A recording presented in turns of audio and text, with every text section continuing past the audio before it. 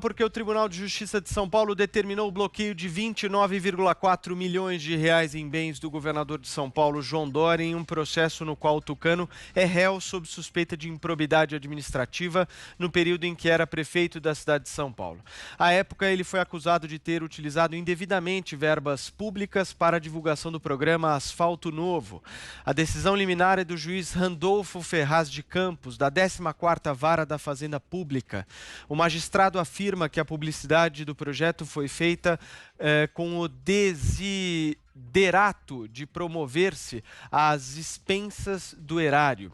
Eleito em 2016, Dória deixou a prefeitura em abril de 2018 para concorrer ao Palácio dos Bandeirantes. O valor bloqueado visa ressarcir o município de São Paulo caso o governador seja condenado e atinja imóveis, veículos e valores em instituições financeiras que estejam em nome do governador. A defesa de Dória questiona o fato de a ação ter sido retomada às vésperas das eleições municipais. Thaís Oyama, quer começar? Quero, Paulo. Quero. Primeiro, eu queria chamar a atenção para uma coisa que é essa opção preferencial dos prefeitos pelo asfaltamento, né? Todo prefeito gosta de asfaltar a cidade, é a primeira coisa que eles fazem. E por que que isso acontece? Bom, no caso dos políticos mal intencionados ou desonestos, não é esse o caso do prefeito, do ex-prefeito e agora governador João Dória, trata-se de outra coisa, mas no caso de prefeitos desonestos, mal intencionados, eles fazem isso porque, por exemplo, a terraplanagem, que é o processo que antecede normalmente o asfaltamento, é uma coisa muito difícil de monitorar, né? Então você fecha um contrato para asfaltar um trechão e orça esse trecho em R$ 1 milhão. Aí, o que diz a empresa? Pode dizer que encontrou uma rocha lá no meio do caminho, que o solo não era exatamente o que se pensava, então, infelizmente, o negócio vai ficar mais caro, vai ficar em R$ 1,5 milhão.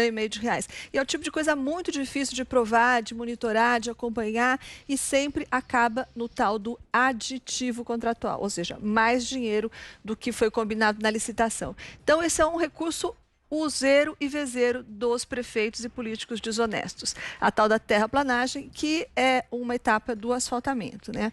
Mas mesmo os políticos honestos e bem-intencionados gostam de fazer asfalto por outros motivos. Aí a questão é outra. O asfaltamento tem grande visibilidade, tem retorno imediato e agrada a vários segmentos do eleitorado. Então, por exemplo, os mais pobres que vivem na periferia e em bairros que não têm asfalto, ruas de terra.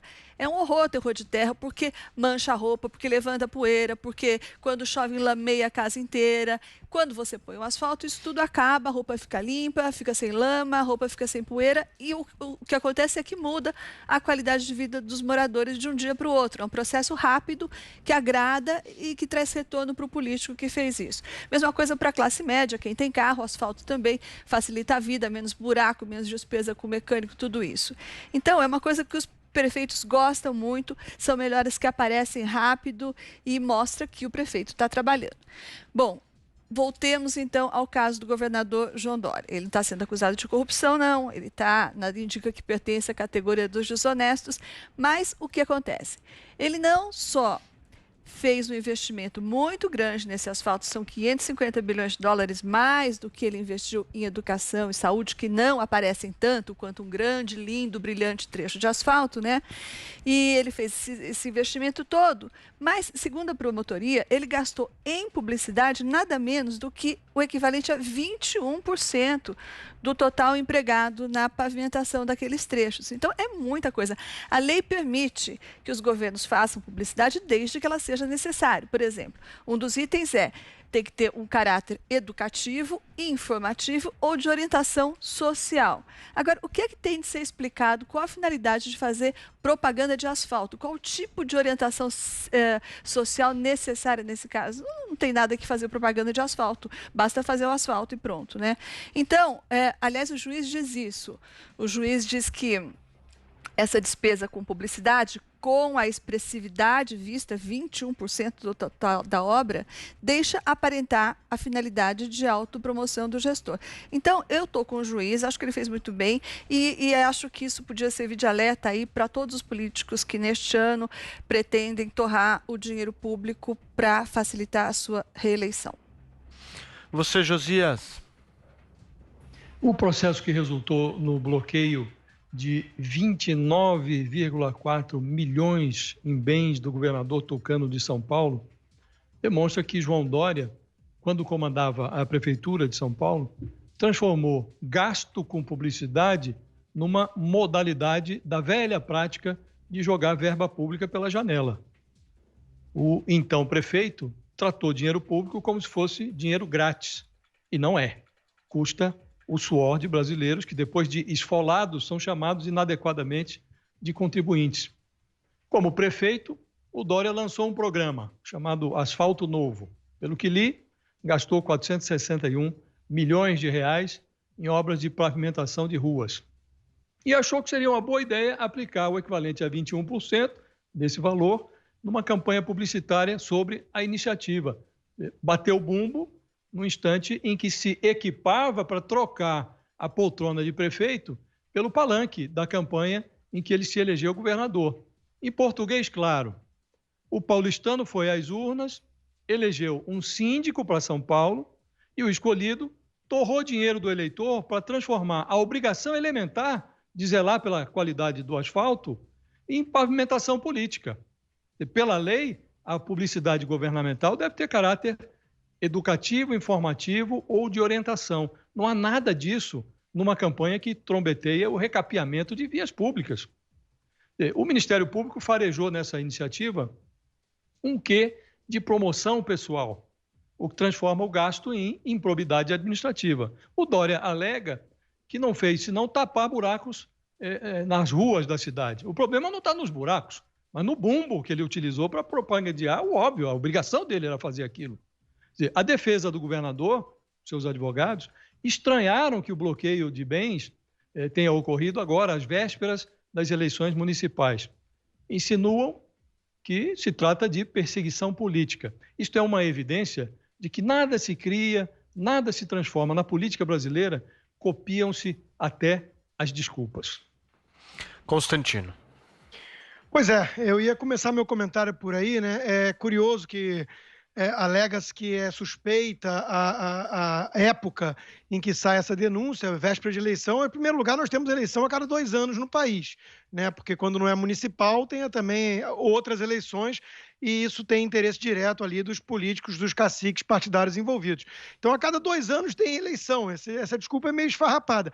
E, além disso, também o gasto feito em publicidade, que é o teor da denúncia, ele também é feito às vésperas, né, de eleição. Então, se é suspeito agora a investigação para alegar perseguição política, também fica mais suspeito ainda o gasto em si, de 1 em cada 5 reais gasto para tampar buracos, para pavimentar ruas, ser gasto em publicidade. Então, é óbvio que fica parecendo aí uma promoção mesmo. E cá entre nós aqui, né, o governador João Dória, em que pese qualidades e tudo mais, ele tem se mostrado muito marqueteiro mesmo, né? Acho que isso é uma questão que muitos têm percebido, principalmente ao decorrer da pandemia, isso ficou muito claro. Acho que se ele estiver isolado numa ilha, ele vai aparecer de máscara. Isso é só para dar um exemplo, né? Talvez ele tenha uma crença de que é importante essa imagem que ele transmite aos outros, mas ele ficou envaidecido aí de ser chamado de médico do Brasil pelo presidente, alegando que escuta muitos médicos, essa história da ciência, ciência, ciência. Isso tudo aí soa bastante marqueteiro também, né? Então, eu acho que o que o governador e então prefeito tem que explicar é por que gasta 1 em cada 5 reais, em vez de ser para pavimentar a rua, para fazer propaganda daquilo, né? Se não tem esse efeito pedagógico todo, essa necessidade toda de alertar e informar a população acerca de uma obra visível e tudo mais. Sobre a questão do asfalto, como a Thaís já levantou, né? É claro também que esses políticos gostam mais de obras visíveis do que, por exemplo, saneamento, obras subterrâneas, né? Daí a importância de um marco do saneamento e atrair, então, capital privado para esse setor, porque da forma que temos até hoje, dependendo do estado, o resultado está aí, né? Quase metade da população sem tratamento, coleta e tratamento de água e esgoto. E ainda tem a turma da esquerda, né, mais radical, indo contra esse tipo de coisa. Veja que é coisa desumana. Sobre suspeitas de corrupção em geral, isso, a improbidade seria uma forma de corromper o espírito público e os gastos públicos, eu alertaria ainda que essa questão toda da China e da vacina, que tem gerado desconforto em alguns, ela precisa estar sob escrutínio também da lei, né, e dos órgãos competentes. Eu quero lembrar que em 2017, claro que não era ligado ao Dória, né, ainda, mas o Butantan foi alvo de denúncias do Ministério Público Estadual, porque a Fundação Butantan, que é quem toca de fato os recursos, foi lá acusada de furtos que somavam até, se não me engano, 100 milhões de reais. Então, quando você junta o Butantan, que tem esse respeito todo do ponto de vista técnico, mas tem escândalos para trás, pelo menos denúncias, com China, que é uma ditadura sem transparência e tudo mais, e com a compra envolvendo dezenas de milhões de vacinas por bilhões e bilhões de dólares, é óbvio que isso tem que ser feito com muito cuidado e ter o holofote aí, né? O escrutínio detalhado da lei para não ter nenhum tipo de problema. E para terminar, muito rapidamente, eu só quero chamar a atenção que existe um duplo padrão, né? Quando a gente vê improbidade administrativa em outros governos, né, envolvendo, por exemplo, no governo tucano ainda, né, alguém como Ricardo Salles, hoje ministro do Meio Ambiente no governo Bolsonaro, muitos jornalistas pedem sua cabeça com base nisso, né? Falam, o governo não está livre de corrupção, tem lá o ministro com improbidade administrativa, que era do governo tucano, né? Agora está aí, uma denúncia de improbidade administrativa envolvendo o João Dória. Será que os jornalistas vão pedir, de fato, a sua cabeça? Muito bem.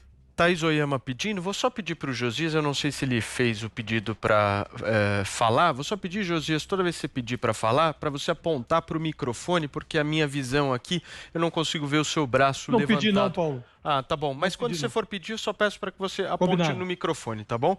Thaís, vamos lá. Eu ia falar outra coisa, mas vou começar com... Lembrando que jornalista não pede a cabeça de ninguém, Constantino. O jornalista escreve matéria, o jornalista faz comentários, o jornalista não pede a cabeça de ninguém. O comentário que eu queria fazer é outro, é que, pegando carona no seu comentário do asfalto e do saneamento básico, isso é verdade. Saneamento básico não dá voto, não dá retorno e não aparece. Eu me lembro do também tucano Tasso Gereissati, ele falando que quando ele assumiu lá o governo do Ceará, lá pelos idos dos anos 80, ele fez o tal do programa Sanear, que era um projeto justamente de saneamento básico para o Ceará, que não tinha nada de saneamento básico, e ele conta, ele lembra até hoje que ele nunca foi tão espinafrado na vida dele. Ele tomou sapatada da esquerda, da direita, dos eleitores, dos inimigos, porque a capital ficou cheia de buraco, aquele barulho tremendo, aquela lama para lá e para cá. Então, é uma coisa que absolutamente não dá voto, não traz visibilidade, não traz elogios, mas é um pouco mais necessária do que asfalto, eu suponho. Constantino pedindo. Não, só porque, assim, eu não sei se eu leio a mesma imprensa ou não que a Thaís, ela diz que os jornalistas não pedem cabeça de ninguém, só fazem comentários e tudo. Bom, quero lembrar que o editorial da Folha de São Paulo outro dia dizia claramente que Ricardo Salles tinha que sair. Esse era o título do editorial da Folha, mas talvez não tenha sido escrito por jornalistas, talvez tenha sido escrito por ativistas e militantes. Aí faz sentido. Então vamos aqui, novamente, dizer uma coisa que o Josias vive tentando ensinar para você, Constantino, mas pelo jeito não está fazendo sucesso. Ó, existe uma coisa no jornal que chama-se opinião. Quando o jornal era de papel, ficava mais fácil a gente ver isso, porque opinião ficava numa caixinha, assim, numa coluna, escrito opinião em cima. E daí depois vinham as matérias escritas pelos repórteres, pelos jornalistas. Aqui, quem escreve são os editorialistas. Então, tem uma grande diferença, mas é que é difícil as pessoas perceberem isso. Mas esses são editorialistas, eles podem ser inclusive donos do jornal e não serem jornalistas, eles podem ser empresários, eles emitem opinião. Só que eu concordo e dou para você um voto no benefício da compreensão, porque agora, com a internet, fica tudo muito confuso. Você não tem essa hierarquia, você não tem essa diferença visível e física entre o jornal de papel e muita gente como você, infelizmente, confunde. Não, Thaís, ou então finge que não entende.